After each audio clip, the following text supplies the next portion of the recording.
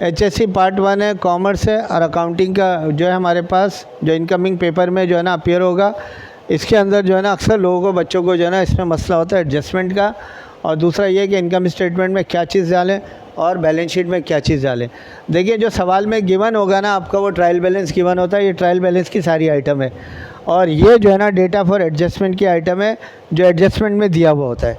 अब आप क्या करेंगे कि इन दोनों का डिफरेंस लेंगे, प्रीपेड प्रीपेड अगर दोनों में हो तो डिफरेंस आ गया, तो डिफरेंस के लिहाज से रिज़ल्ट बनेगा एक्सपेंस, और एक्सपेंस को हम इनकम स्टेटमेंट में डाल देंगे, और नीचे जो एडजस्टमेंट में जो प्रीपेड होगा वो हम डाल देंगे बैलेंस शीट में। इधर नंबर 2 है, प्रीपेड है, ये एक्सपेंस है, दोनों का डिफरेंस लिया तो प्रीपेड बचा हमारे पास, क्योंकि प्रीपेड ग्रेटर है, तो नतीजा क्या हो गया, एक्सपेंस ये वाला ये तो इनकम स्टेटमेंट में डाल देंगे, और प्रीपेड जो है ना जो डिफरेंस लिया है वो हम डाल देंगे इनकम स्टेटमेंट में। ये हो गया। इसके बाद जो है हमारे पास आ जाता है एक्सपेंस है और प्रीपेड है।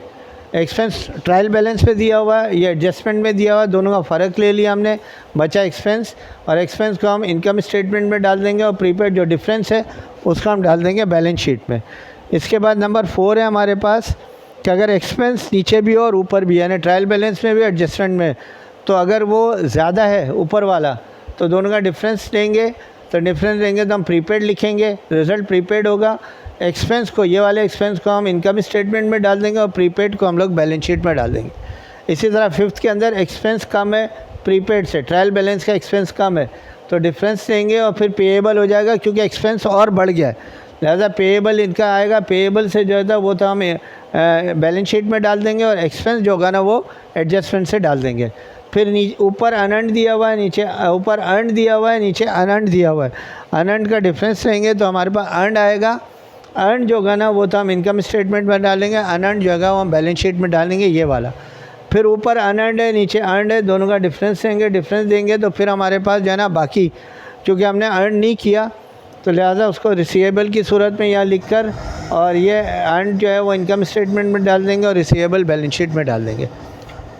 नीचे सप्लाईज़ है, जैसे अनयूज़ दिया हुआ ऊपर, और नीचे जो दिया हुआ यूज़ दिया हुआ है, तो दोनों का डिफरेंस लेंगे तो अनयूज़ बचेगा, अनयूज़ को हम नीचे लिख देंगे और यूज़ को, और ऊपर जो है अनयूज़ को हम लोग डेटा फॉर एडजस्टमेंट में उसमें लिखेंगे बैलेंस शीट में।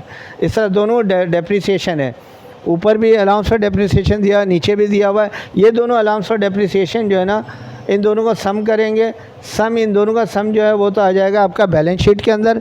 बाकी जो होगा ये नीचे का डेटा फॉर एडजस्टमेंट का जो है ना वो हम डाल देंगे इनकम स्टेटमेंट में, यानी एक्सपेंस के तौर पर, ये एक्सपेंस के तौर पर अपीयर हो जाएगा।